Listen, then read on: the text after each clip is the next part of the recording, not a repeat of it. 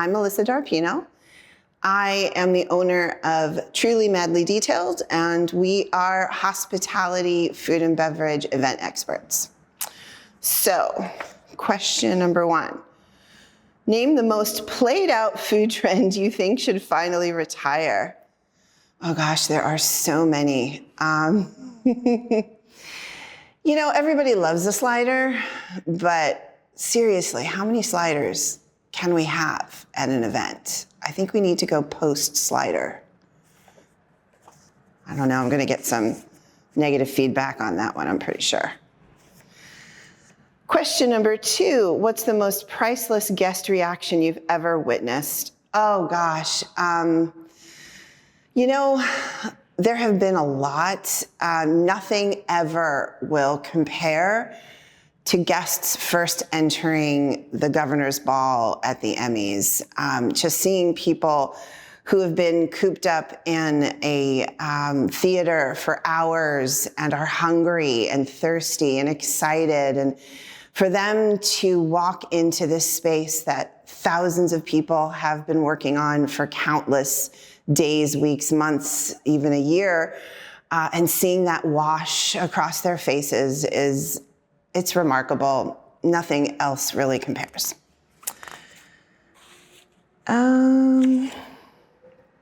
How to choose between a classic and a trend? Gosh, you know, it really depends on the people. You know, is this a couple getting married? Are they bringing two possibly disparate backgrounds together or different likes and dislikes? You know, it really all depends on the people. Some things are classic. To me, that's a really crisp glass of champagne, well chilled. It's got to be really, really cold. For others, that might be a recipe from a family member that has been thoughtfully and lovingly recreated for an event. So that's sort of classic to me. But it's fun to have something trendy too. There's nothing wrong with a little trend. Just ever so lightly dusted, let's say, throughout the event. But that's me. Every event's different, and that's cool. That's okay. Tell us about the wildest client request you've ever pulled off. Oh my gosh, this is what we do. We excel at the interesting requests. I think one of the most fun things I've gotten to execute was picking guests up from an airport to bring them to the most spectacular location for a dinner. But our client wanted an experience that started at the airport, not when they got to the event. So these guests were picked up in a stretch limousine. They entered the back of the limousine, and across from them was a world-renowned sushi chef who essentially omakased, if that's a verb, omakased their drive from LAX to the Palisades. That was pretty darn cool. How to keep the menu fun instead of just functional? Well, at least here in LA, I'd say that most events, no, let's not say most, many events lead with fun, which is pretty great. What does that mean? That means, you know, reinventing childhood favorites. That means aligning with a film and the color and the feeling evoked when you watch that film, and then trying to take that and execute it across food, beverage, and hospitality. So I think, at least here in LA, and probably elsewhere too, we lead with fun. But you have to be able to create and produce and execute the fun. So I just created a French fry experience for a super fun film premiere over the summer that incorporated fries. And everybody loves French fries, but nobody likes cold, limp French fries. So creating this experience for 1,000 people including fresh, hot, delicious French fries, required a real thoughtful execution behind the scenes. So fun and functional together is the key to having a great party. What's the most unexpected item that became the star of the night?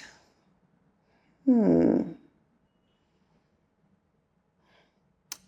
know, it might not be food and beverage related, but I see a lot of planners really thinking through what it's like toward the end of the evening when you've danced, your feet sore and you're exhausted and thirsty and had a great time, but you need to either refuel for a third or fourth go at it, or it's time to get ready to go home and sort of transition. And I see a lot of planners being really thoughtful on things at the end of the evening that end up being really, really appreciated.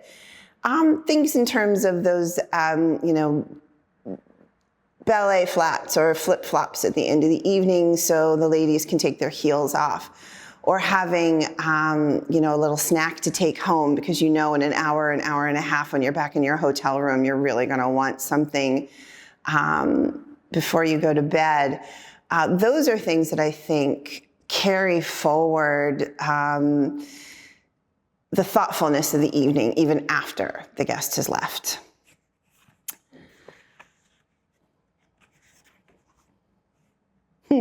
Share your most memorable food emergency and how you handled it.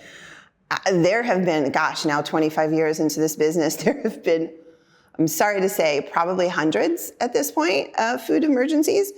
And that can run the gamut from we have a guest with a very specific dietary restriction that we need to not just deal with, but give them something really spectacular that's just as good, if not better, than what everybody else is having.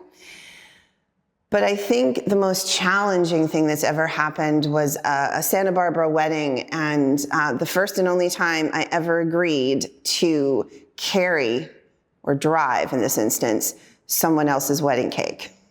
I'll never do that again. So we drove this wedding cake along with other catered items up to Santa Barbara, and somewhere on the 101, this cake imploded.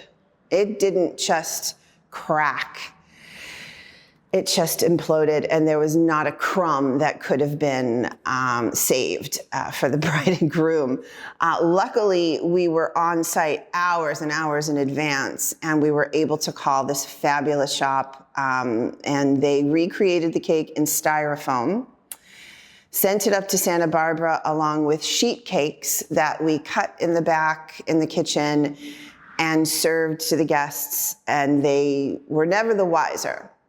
However, having to explain that to the wedding planner and the bride and groom was tough. But we had a lovely slice of cake ready for them. They did their photo op. I walked them through it, literally hiding in the bushes behind where they were cutting the cake, so that when they posed for the cake, it didn't look like they were sawing into a fake cake. But what I learned from that is, and I think people are doing this already, fake cakes are the way to go. Get a fake cake and then have all of your sliced cake in the back of the house. It's less expensive, it's easier overall. You can even have more flavors of cake, believe it or not. And then you can have the design of the cake be as extravagant as you want it to be, and it's less man hours for the bakery. So that was frightening. I lived to tell the tale, and now I'm a true believer in fake cakes. Food walls, butterboard, champagne towers, genius or gimmick?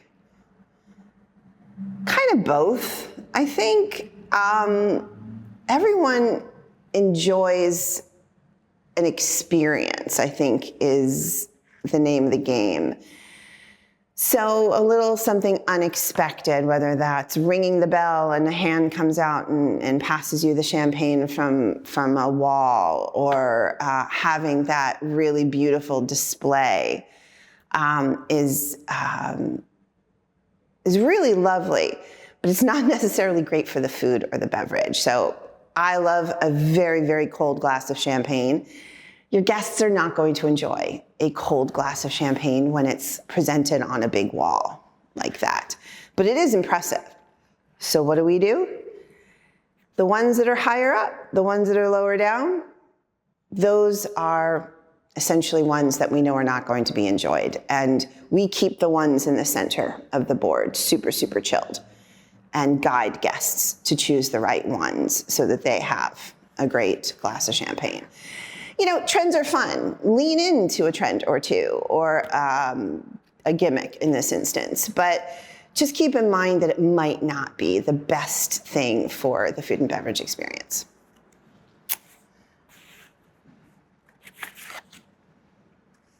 If you could only serve 3 dishes, what makes the list? Whew, that's a tough one. That's like asking for a favorite child. First, there are no dietary restrictions. No one is allergic to anything, and everyone can enjoy everything. I'm going to pretend that my event is a dinner, so those 3 items would be 3 courses. My first course would probably be Michel Richard's Earth, Turf, and Surf, which was a carpaccio of those 3 items. That was the most beautiful first course I think I've ever seen in my life. It looked like mosaic, just beautiful stained glass. For entree, I would want Francis Mallmann to recreate one of his beautiful hanging meat situations. And it would have beef and lamb, and that would be carved and served with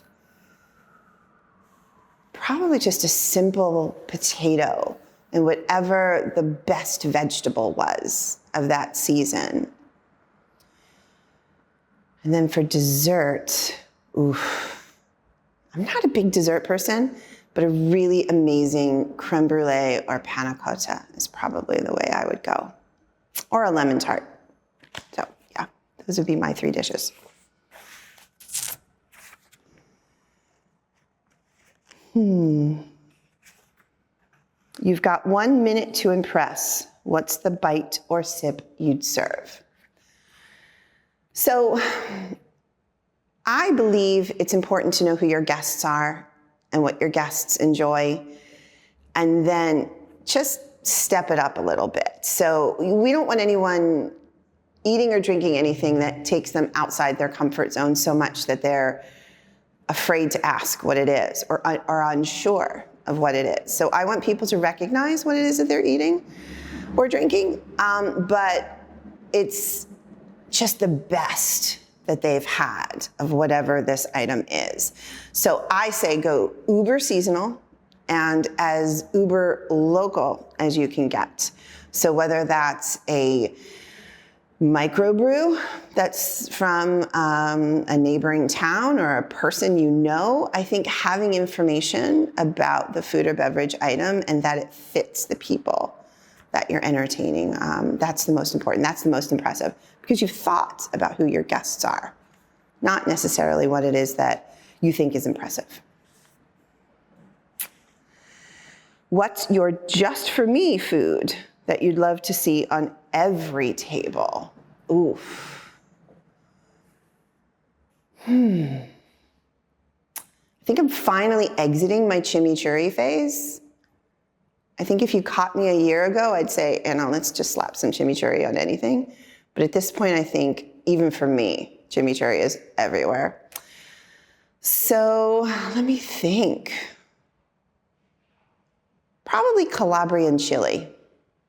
I'd say almost everything. Even a dessert might elevate with a little bit of spice. So a Calabrian chili or an Aleppo pepper, I think would be super cool. I think people should play with spices a little bit. Budgets can be tricky, but what's the one element you refuse to cut back on? Okay, so that's a great question, but I'm going to approach it a slightly different way, because budgets encompass a lot of things, but we need to prioritize. And having more than one or two priorities makes nothing a priority. So we need to figure out what the priorities are and lean into those. But there are ways that we can plan, especially when it comes to food, beverage, and service. If we start with the end in mind, we can come up with solutions that cut down or eliminate on some of the staffing positions maybe, or help eliminate specialty equipment or some pieces of equipment. So I would say to either a planner, a client, or anyone who's putting budget numbers together to really just think hard about what's most important to you and to this event, and concentrate on those. You can't, with a limited budget, you can't treat everything like a priority.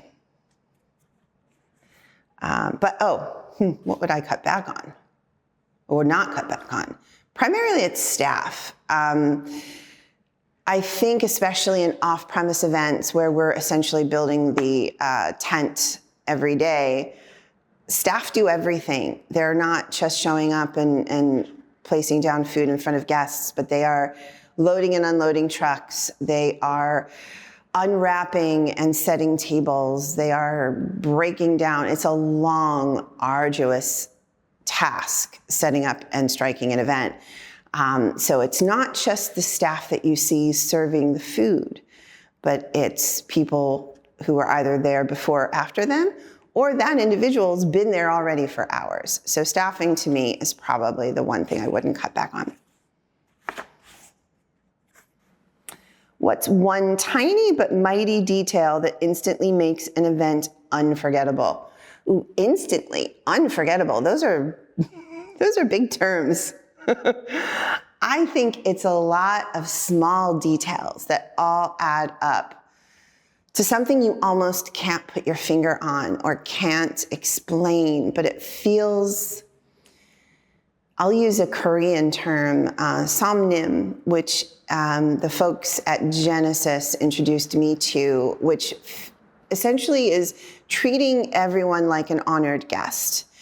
And I feel like if you treat everyone with that feeling that they're there as an honored guest, that's a vibe, essentially, that we promote, that we set forth. And as the hospitality team, so we're talking servers, bartenders, bussers, cooks, valet even, if we are all singing off the same sheet of music, if we all have that same honored guest outlook from the beginning to the end of an event, we will drive that vibe and people will feel that. And that's, I think, the most important thing. Everybody's being on the same page, having the same goal in mind, and people feeling that effervescence, that feeling of just being well taken care of. And they can't necessarily say it's the food or the lighting or the music. It was just everything. What was that? That event was so amazing. To me, it's somnim.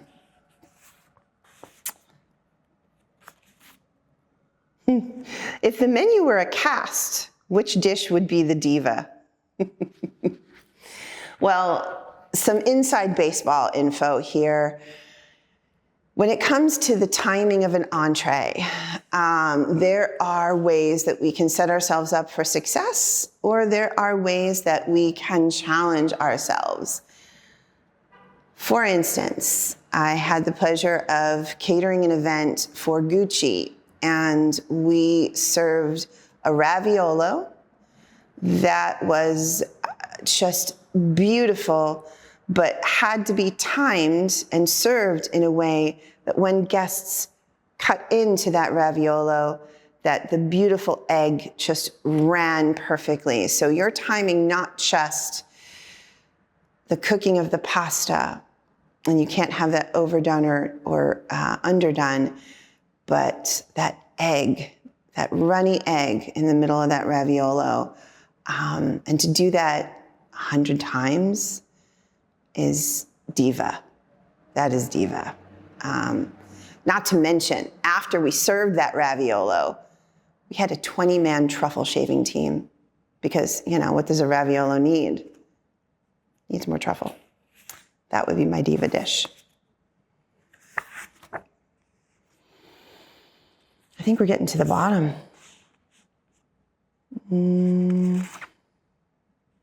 If you had to design a full menu inspired by a movie, which film would you choose? I actually do this all the time. So most of the film premieres I do, I'll get a trailer or I'll get stills or some sort of information about the film. Disney was always amazing about literally showing us the film so we could see what we could pick out of, whether it's the art direction or the style or the actual things that are said, the sets that it's set in. Those can speak to me too. But this is a little different. This question is, if I were to create a menu around an actual film, I think it might be, gosh, I need a moment for this one.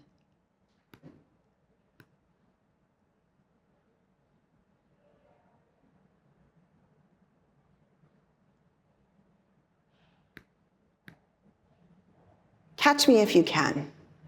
That was a long, hard think there. Why? I think the aesthetic of the 60s is super fun and cool. I'd love to do something set in that time frame. I think I could elevate the food of that day and make it super fun and relatable to what we're eating and drinking today, but still be stylized from the 60s. And he flew all over the place, wasn't caught. So I like the idea of maybe incorporating places he's flown to. How do you make an event feel like a complete story rather than just a series of moments? Ooh, that's a good one, because if you don't have someone with the vision and the goal in mind, each vendor could really go off into their own silos and come back with something that doesn't feel connected.